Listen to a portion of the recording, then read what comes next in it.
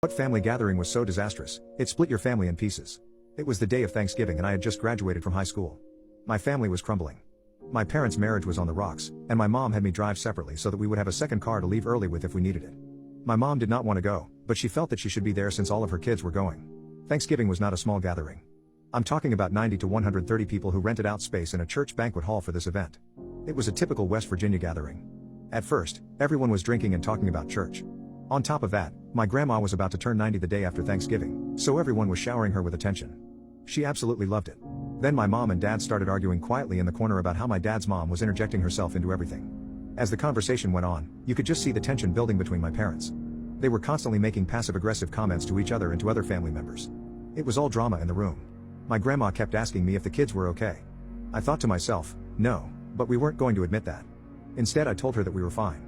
Despite doing so, she then decided that we needed to extend our stay so that we could go to church with her on Sunday because we obviously needed Jesus.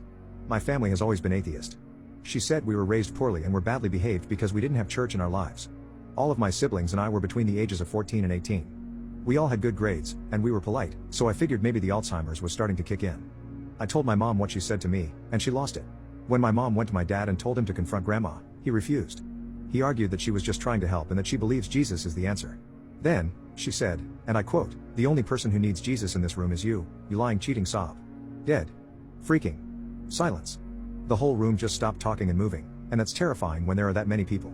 Dad then exploded at Mom in front of everyone because she was embarrassing him. Grandma had to sit down because she was so stunned. Mom decided to announce to everyone that Dad was cheating on her and that she was gathering evidence for the divorce. She then proceeded to point at every single person she hated in the room and describe why she hated them. Uncle Mike is a freaking child predator, and everyone knows it, but nobody does anything about it. Not gonna lie.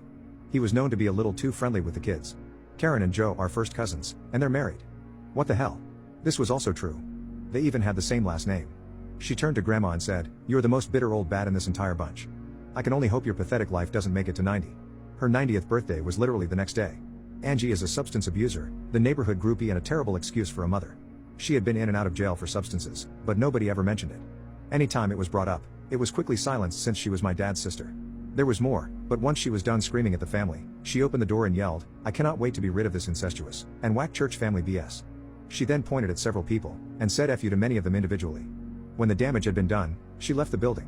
Needless to say, I went and got my mom, and we left with my siblings shortly after that. I haven't seen that side of the family since. My parents have since divorced, and my mom is now happily remarried to a wonderful man.